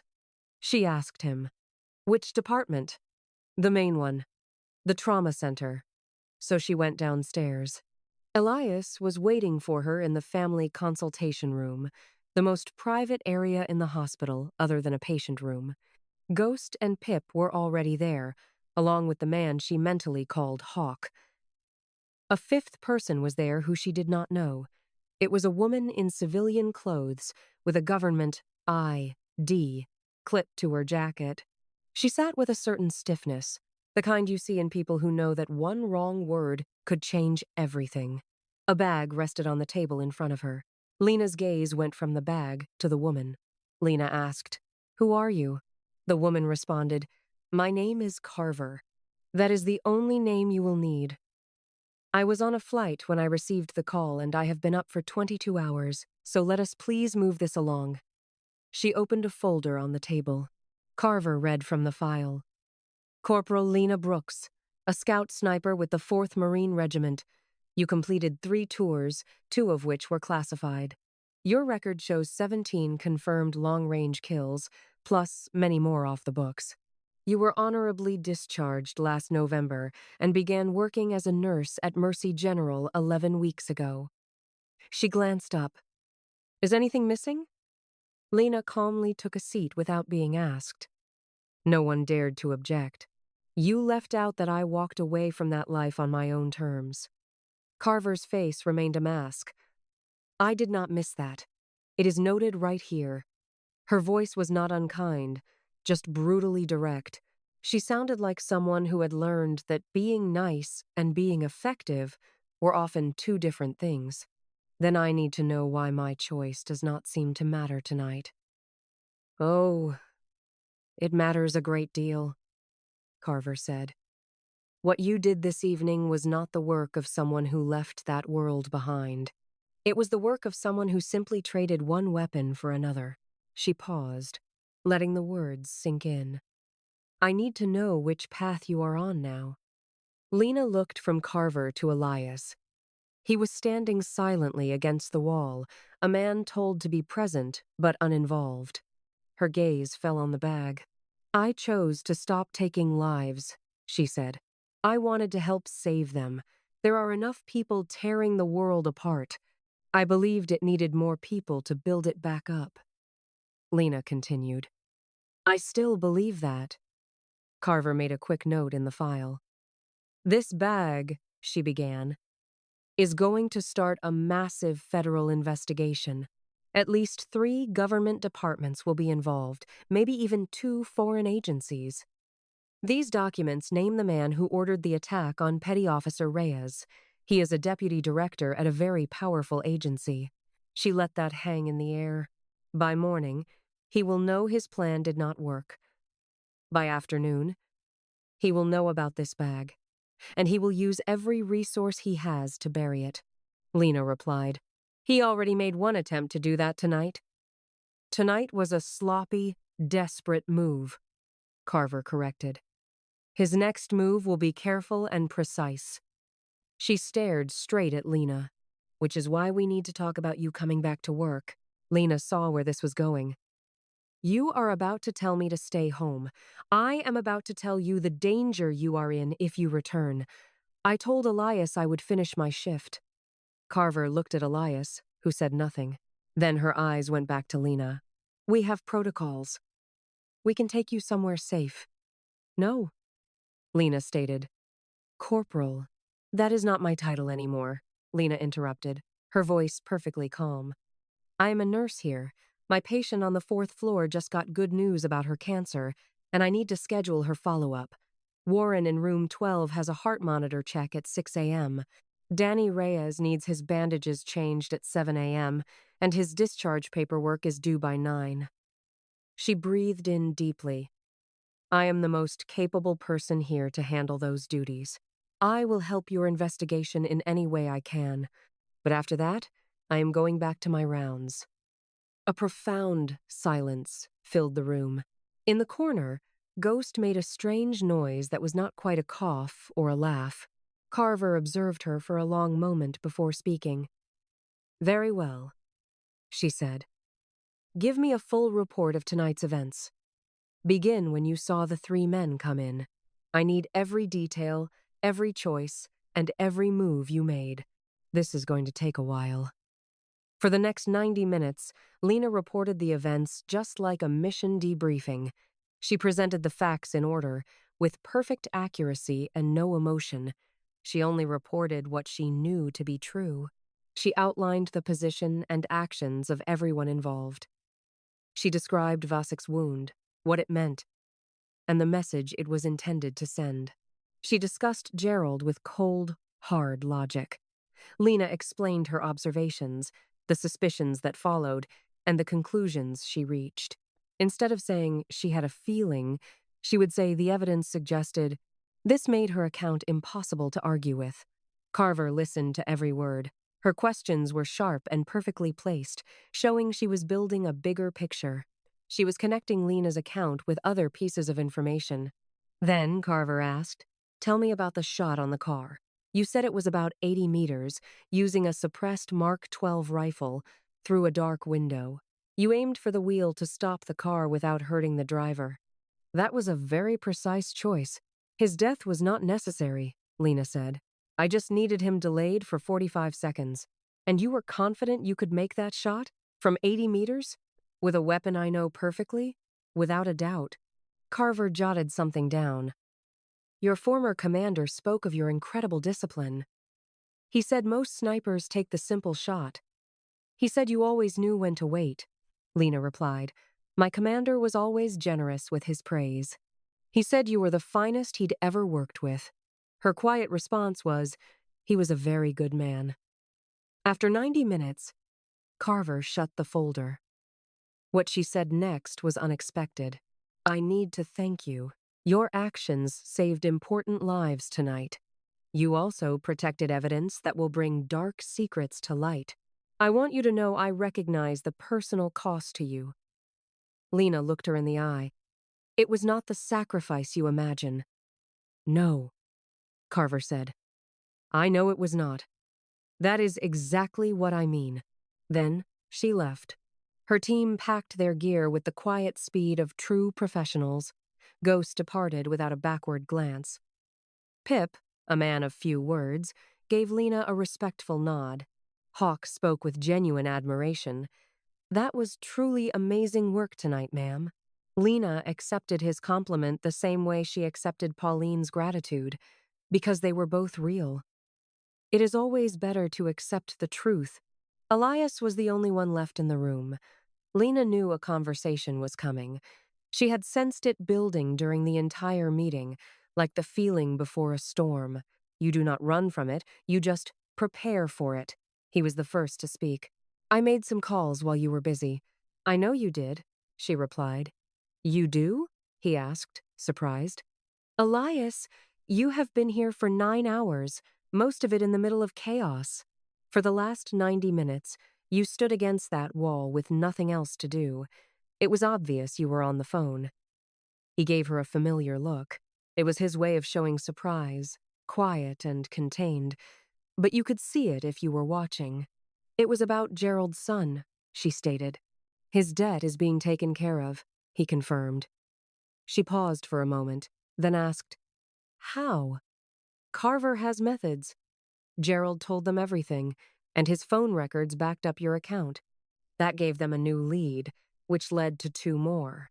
So Gerald ended up being useful, even unintentionally. It was fair that his son would not suffer for his father's mistakes. That was a very kind thing to do," she said. "It was also the smart thing to do," he answered. "Sometimes things can be both. I am starting to see that tonight." She reached for her hospital ID badge on the table and looked at it. "You mentioned Danny has to get that bag to the correct people. You also said he would need protection." "That is right," he agreed. "And once this investigation really gets going, people will need to be tracked down, people who are very good at staying hidden." The idea hung in the air between them. That kind of job requires patience. It requires precision. It requires the ability to read people and situations, to know exactly when to act and when to wait. She looked straight at him. "That does not sound like a bodyguard job." "No," he said. "It sounds like a field operation. I am talking about a job that uses all of your skills, not just the nurse or the sniper, but everything you are. It is about having the skill to calm a frightened woman in the middle of the night and also to make a silenced 80-meter shot into a tire with only 4 minutes to spare." He looked right at her. "That mix of abilities is almost impossible to find, Lena." She flipped the plastic ID badge in her hand. It was just a small piece of plastic. It had her photo, her name, and her job title. It represented 11 weeks of a new life. "If I leave with you," she asked, "who is going to do Warren's 6 a.m. heart check?" Elias answered simply, "Someone else will handle it." "And Pauline's appointment, too. Someone else can handle it. The other 43 patients on this floor have excellent doctors and nurses who certainly do not need me." Elias repeated himself. "Another person will do it." He paused. "The issue is whether someone else can do what you are able to do." She looked him in the eyes. "Another person can usually do most things. The important question is, will they do it with the same level of commitment? And will they?" She thought about it seriously. She had to admit that sometimes they do it even better. She put the badge in her pocket and stood up. "I am going to see how Danny is doing."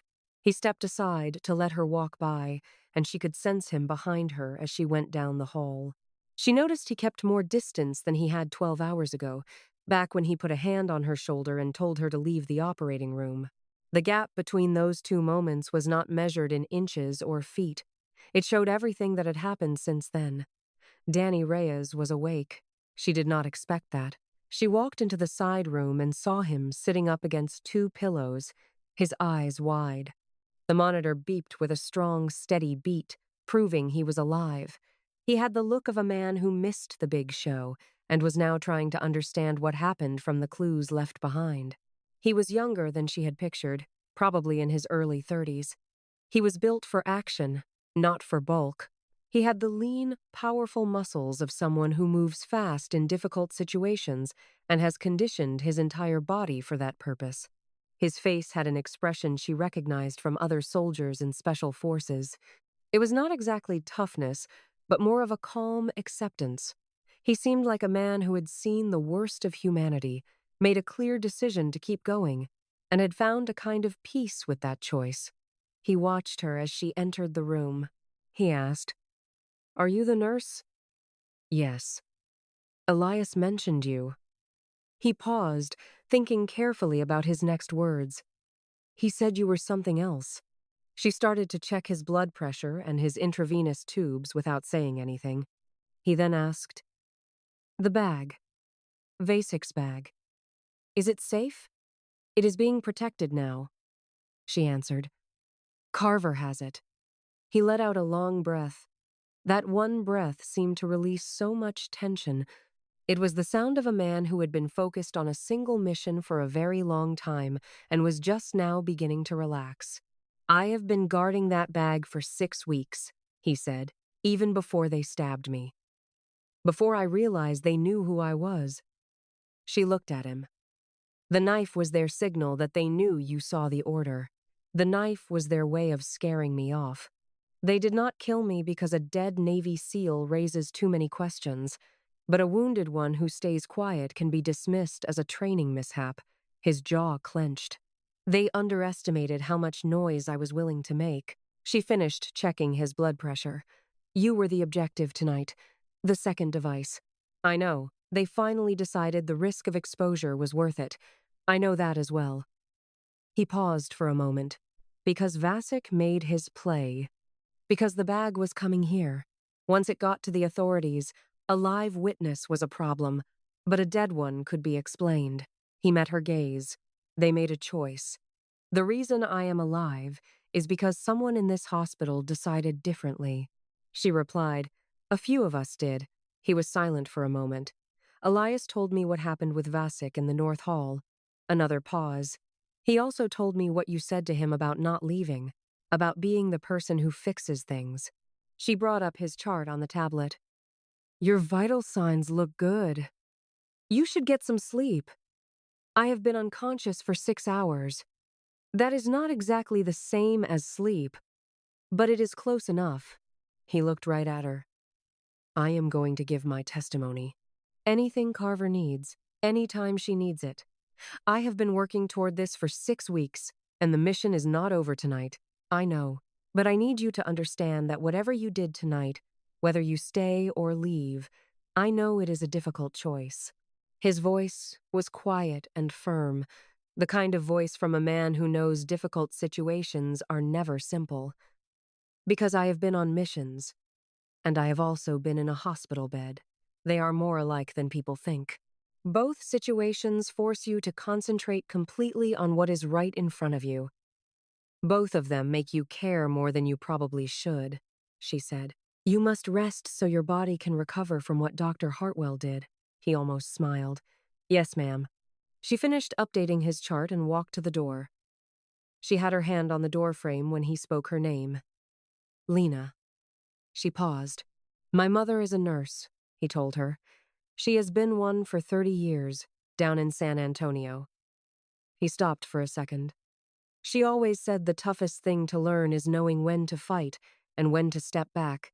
She said some nurses never figure it out. She also said the ones that do are worth more than 10 of the others." She waited by the door for a moment longer. She did not turn around. She said, "Get some rest, Danny." She walked back out into the hallway. Elias was there. He had been waiting with the quiet patience of a man who understands that some things cannot be rushed. She said to him, "I need to write up Danny's discharge papers and his aftercare plan. This should take me about an hour. I want to be certain his next caregiver has all the information required." She paused. "When I am done with this, I will go speak with Diane." Elias asked, "What are you going to tell her?" "The truth, or at least what I am permitted to say. That I am taking a leave of absence. And that I am coming back." She looked at him with a steady gaze. "I am coming back." "I believe you," he said, and she could tell he meant it, not as a kind remark, but as if it were a fact. He said everything like that, with the certainty of someone who knew that hollow words carry a heavy price. She went to the nurse's station, got Danny's chart, opened the discharge form, and began to write. The ward was calm around her. The monitors kept up their steady, reassuring rhythm. Down the hall, a patient shifted while sleeping, and a nurse quietly straightened their bedding. And outside the hospital, the city continued on as all cities do at 2 in the morning. It just kept moving, completely oblivious to what had just unfolded inside this one building. She filled out the summary with careful medical language, including everything Hartwell would need and everything the next doctor would need. The wound details, the surgical procedure, the medication plan, and all follow-up instructions were laid out perfectly to ensure a seamless transfer of care. She did it just as she had done everything else that night, with total focus and without cutting corners, because she knew the quality of this work would impact a person's health. That was true now, and it would be true long after she left. She was halfway through the pain medication instructions when Diane Kowalski approached the station. Diane observed her for a long moment. She looked at the chart Lena was working on. She looked at Lena's hands and the faint traces of the night's chaos that were still there, even after 2 washings. She glanced at the consultation room door, which seemed to carry the memory of federal agents, Navy SEALs, and 3 hours of decisions that no school could teach you to make. She asked, "Are you going to tell me what took place here tonight?" Lena replied, "Most of it. I can share most of it with you." Diane echoed her words. She pulled up a chair and sat on the other side of the counter in a way that showed 19 years of experience had taught her the most important conversations happen at 2 in the morning over a desk. "Was anyone on my team in danger tonight because of you?" Lena looked her straight in the eye. "No, the threat was already here because of a patient. My actions made things safer. They did not create the danger." Diane considered this. The men in suits who had departed 20 minutes ago were feds. The situation was now being managed at the proper level, and the agents in tactical gear from earlier were still on site. One is a patient, who will be released in about 36 hours with a care plan I am currently writing. Diane was quiet for a long time. It was the silence of a person weighing the situation, not with emotion, but with logic. It was the same thinking that had managed a trauma ward for 2 decades, keeping both people and the entire department from breaking down. Diane finally spoke. "So, this means you are quitting?" "No," Lena said. "I am taking a leave, but I do plan on coming back. For how much time? I am not sure yet." Diane studied her with a new kind of respect, the same look from the crisis in the hall. 11 weeks ago, I thought you were skilled but new." "I was incorrect," Lena said. "You were only judging from what you could see." "I was just seeing the surface," Diane conceded. "After 19 years. I should have known better, but I got you wrong." She paused. "Why did you keep this from me?" "It had nothing to do with my job here." "Until it did tonight. It is now," Lena agreed. Diane's eyes moved across the patient's chart on the screen. She read a few of the sentences. "The writing here is excellent," she remarked. "Thank you. This aftercare plan has more detail than what Hartwell usually provides. Dr. Hartwell is a surgeon. She doesn't write the care plans." "No," Diane said, "but you certainly do." She stood up, smoothing her scrubs out of habit. "Whiteman, I need you back here very soon.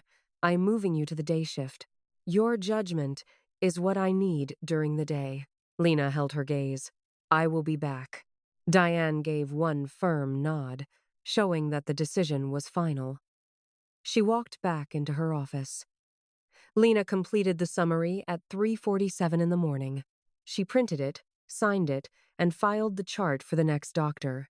She checked on Warren, who was sleeping soundly with his hand on top of the blankets. She noticed Pauline was also deeply asleep. Her phone on the table was dark, which meant her daughter had called and was now resting. In the locker room, she changed from her scrubs into her regular clothes, slowly readjusting to the feel of the normal fabric. She unclipped her badge from its lanyard and paused for a moment. She slipped it into her jacket pocket, right over her heart. It felt comfortable, like other things she had kept in different pockets from a past that never really left. Elias was standing by the ambulance entrance. Through the glass doors, she could see Ghost, Pip, and Honk. They moved like focused professionals preparing for the next phase. She stepped outside to meet them. The air felt cool, and the city made its usual quiet sounds. The hospital behind her did the very same thing. She did not turn around. She was not leaving forever, so there was no need to. You only look back for the final goodbyes. The trip took 4 hours, passing through places she should not have been able to name. That did not bother her. The names of places stopped mattering to her a long time ago. All that mattered was the direction, the distance, and the people with her. She confirmed all three before they drove out of the garage. Ghost was behind the wheel. Pip sat beside him. Hawk was in the back, watching the road they left behind. The danger was not over just because they had left the hospital. Elias sat next to her. He was not asleep. She recognized his special kind of awareness. It was not from rest, but from sheer discipline and training, which pushed away any feelings of tiredness. She was also awake, but she did not feel worn out. A night like this one left no space for exhaustion. It created a powerful clarity, a temporary feeling she knew would eventually fade. About 3 hours in, Elias finally spoke. "You need to get some rest." She replied, "So do you." That was the only thing they said. They drove the rest of the way without a word. The car drove on. She pictured the look on Pauline's face when she got the good news. She saw Warren's hands, resting peacefully on the blanket. She thought of Danny Rhea saying she cared too much. That might have been the most honest thing anyone had said to her in years. Their destination was a place she could never mention. The people who belonged there knew where it was, and no one else needed to know. The site was secure and had every resource they would need. It was operated by people who saw the world the way they did. At the first checkpoint, the guard noticed her hospital badge, which was her only identification. He looked from her badge to Elias. Elias quietly spoke 2 words. The guard let them pass without writing anything down. Carver was waiting for them inside. She was in the middle of a phone call, standing by a table covered with files, a laptop, and 2 cups of coffee. One cup was empty, the other was half full. As Lena entered, Carver pointed to a chair. It was a clear command from someone who was 4 hours into a crisis and had not slept. Lena sat. Elias remained standing. Carver finished her call and immediately got to the point. "We notified the deputy director of the investigation at 5:47 this morning. Federal agents took him into custody at 6:12. His lawyers made 3 calls to his office within 20 minutes. 2 of those calls were to people we are also now holding." She took a quick breath. "The package gave us our starting point. Vasek's information will back it up. Danny's testimony will make our case solid." She looked at Lena. "Your timeline of events at the hospital gave us the command structure for the raid. Our case was not strong before you got involved. Now, it is very strong." "So it is all over," Lena stated. "The operation is over," Carver corrected her. "The complete investigation could take a year, maybe more." Her attention went to the table. He had help. Some people helped him directly, others looked away, and a few made it possible. Sorting through all of them will be a huge federal task. From the doorway, Ghost spoke up. The hired guns were paid through a business that was hidden behind 3 other companies. "We are digging through those layers now," Carver told him, "but they are no longer a threat. Their payment was tied to the deputy director staying out of jail. And he can no longer pay them," Lena concluded. "What is going to happen to Vasek?" Carver met her eyes. "What about him? He showed up at that hospital, hurt, with a package, knowing his own people might be coming for him. He is not a soldier. He is not an agent. He is just someone who saw something wrong and risked everything to make it right." Lena paused. "What will happen to him?" Carver's face shifted, showing not warmth, but respect. "We have him in protective custody. Once this goes public, we will figure out how to properly thank him." She paused again. He asked about you. What did he ask? He wanted to know if the nurse was safe. Lena looked down at her hands. Tell him that she is. For the next 2 hours, the debriefing continued. The questions were incredibly specific, feeling less like a story and more like a mission report. They went over her timeline, the position of every agent, and the reason behind every decision she made. She gave her answers with the same steady calm as before. She did not guess or embellish any of her answers. A new person entered the room with a recorder. She looked at Elias, who gave her a small nod. This was for the official file, so she went over it all again, word for word. The truth is the same no matter who is listening. That was a lesson from the battlefield that had also served her well in the emergency room. After the man with the recorder was gone, Carver shut a folder. There is one last thing. Lena waited. It appeared the deputy director had more than just one hidden connection. Carver turned a laptop around to face Lena. This message came in 3 weeks before the attack on Danny Reyes. We had to sit on it to protect our source, so we could not move on it quickly enough. Carver touched the screen. Read the very last line. Lena moved closer to the screen. The last part was very short. It contained a name she did not know, a set of coordinates, and a file number. The file number belonged to her. She read it a second time, then leaned back in her chair. They knew I was there, she said softly. They knew about Corporal Brooks, Carver clarified. They knew a former Marine sniper began working at the hospital 4 weeks after Danny Reyes's team moved. They were trying to decide if it was just a coincidence or if you knew about their plan. What happened last night made them take action. Lena looked up.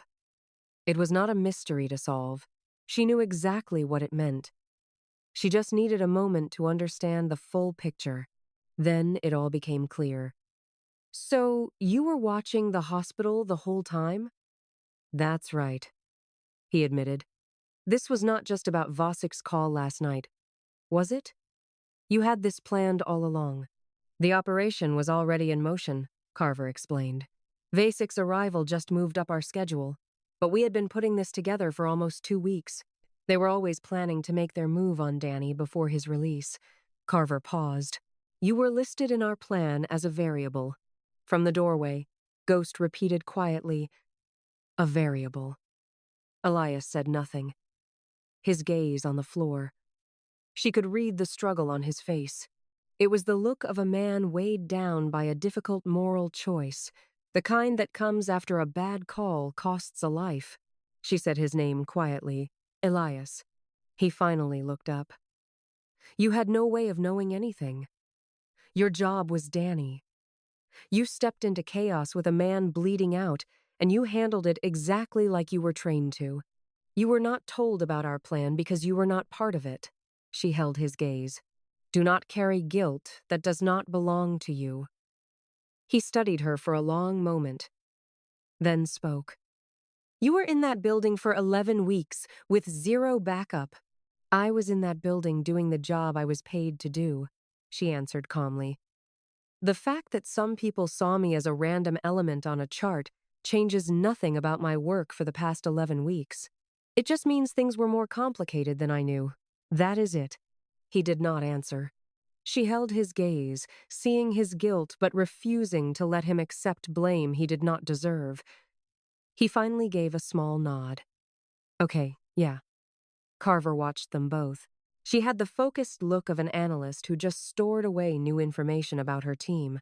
She said, We have an open position. Lena looked at her. This position is not on any official record. The important things we do never are. But the job is real. It is crucial. And it requires a special set of skills that I have just spent 6 hours confirming you have. She turned the laptop back around. It involves a federal task force building a case against 3 more people in the deputy director's inner circle. This mission needs someone who can move through medical facilities without anyone noticing. It demands the ability to spot and handle dangers as they happen. It also requires making tough calls under extreme stress without waiting for orders. She glanced up from her screen. And it needs a person who gets that the people in those hospitals, the patients and the staff, are not just background details. They are the entire reason we do what we do. The room was completely still. Lena finally asked, "For how long?" "We have no idea.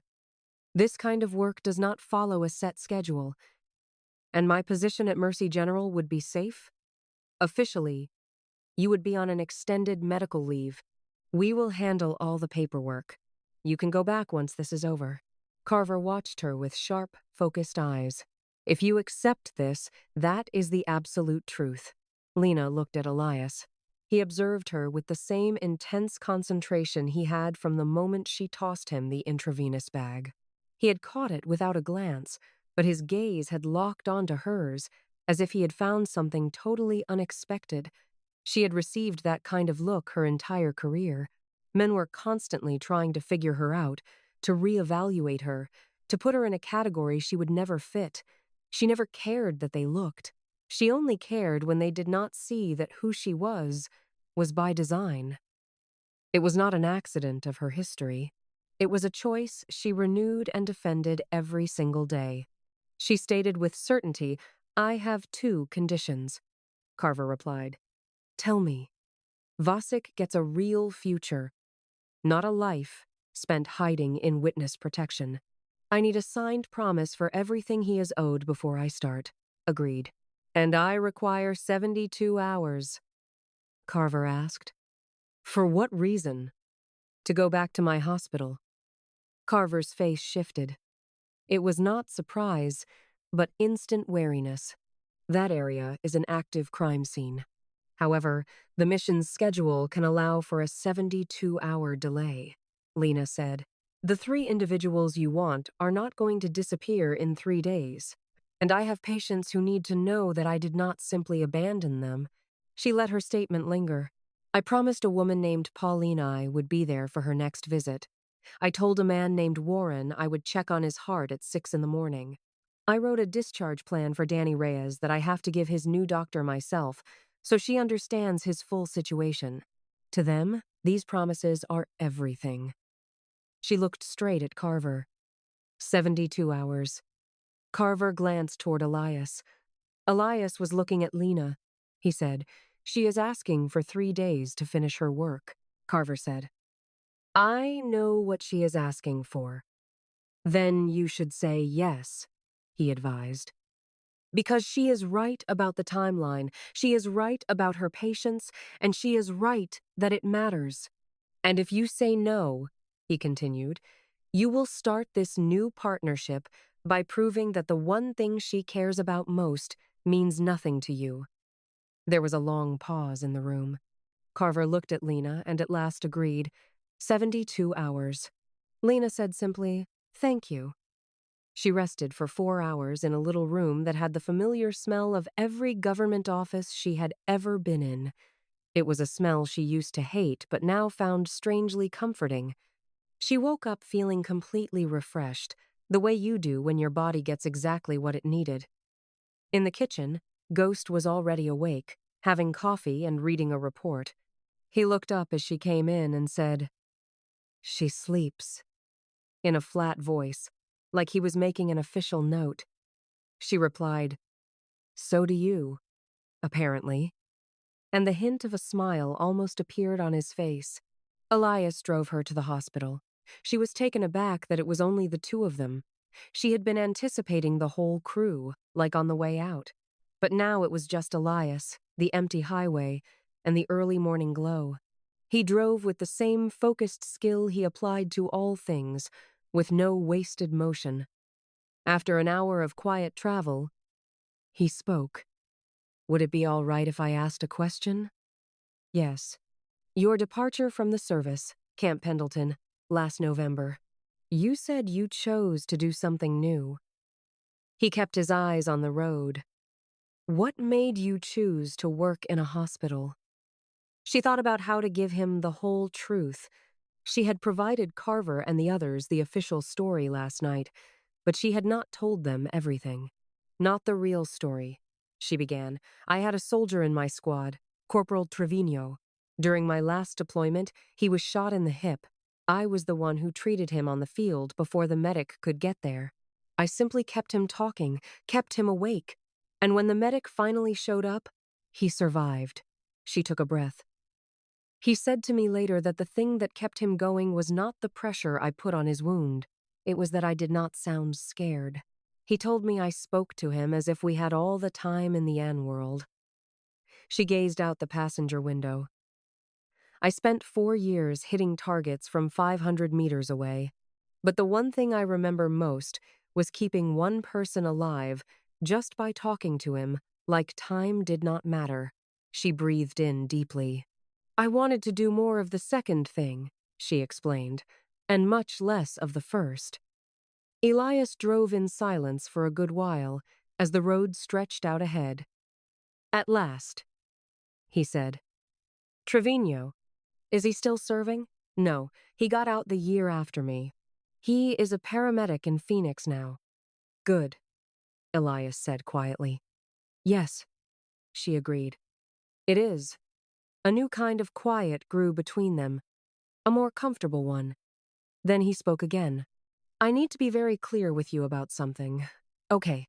When Carver described the assignment this morning, she presented it as simpler than it is. One of the 3 targets operates globally. Part of this job will take you overseas. It may take you to places that feel more like the first type of work than the second. She looked right at him. You are warning me. I am being precise, he corrected, with a slight pause. I was not precise with you back in the operating room. I made a quick assumption about you, and it was a bad mistake. It nearly cost Danny his life. I will not make that error again. He returned his gaze to the road. So, yes, I am being precise. This job will not always be the second type. She replied. I get it. And I am still going back to that hospital for 72 hours. After that is done, I will deal with whatever is next. She faced him, her look determined. I was never afraid of the first kind of work, Elias. I just got tired of it being the only choice I had. She paused. If I have the chance to do both, then I will do both. They drove quietly for a little while longer until he spoke. You should be aware, when Carver went over the mission schedule, she confirmed something without actually saying it. I know what she left out. Do you? It was about the service record they acquired, he said. The only reason you were marked as a variable instead of a target was because somebody intervened. A person saw that directive and put a stop on your file before the deputy director's office could act on it. Lena turned to face him. So that explains why you had a team near the hospital, whether you knew it or not. The SEALs showing up was not a coincidence. And sending Danny to that exact hospital, Mercy General, was not a coincidence either. Elias said nothing. Carver stayed quiet to protect her source.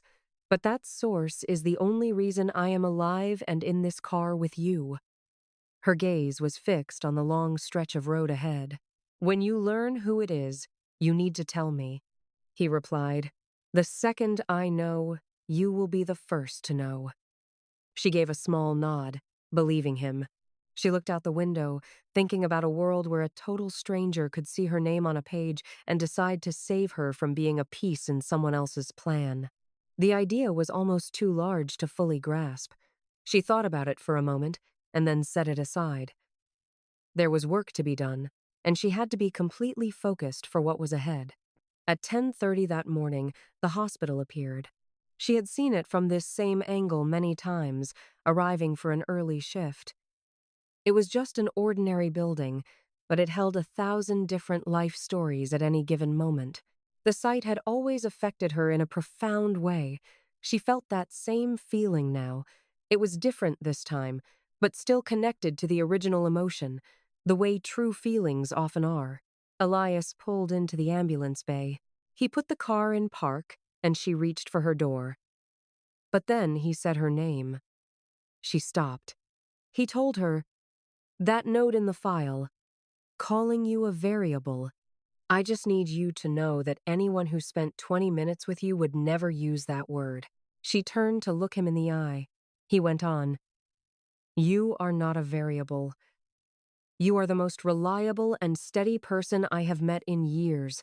I do not say that lightly." For a second, she just met his gaze. She realized no response was necessary, so she kept it brief.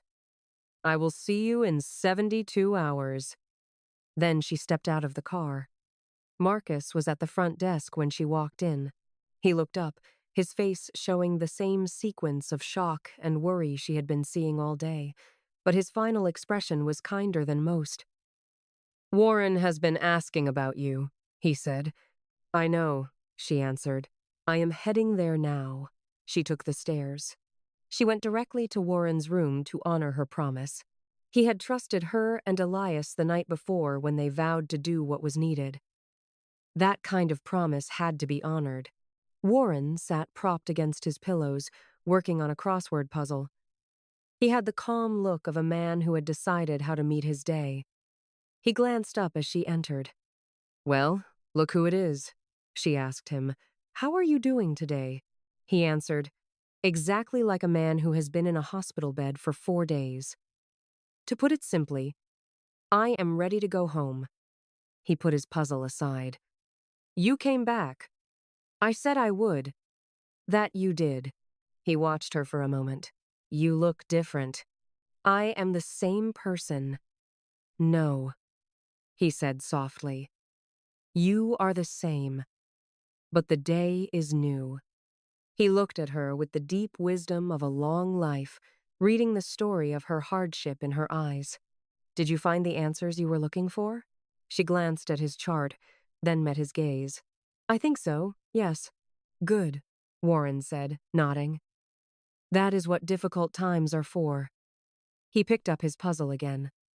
"I am looking for a 6-letter word that means showing courage through pain." She considered it for a moment.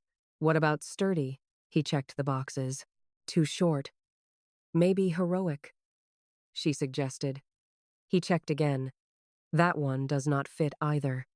She stood by his bed, thinking of the trial she had just endured.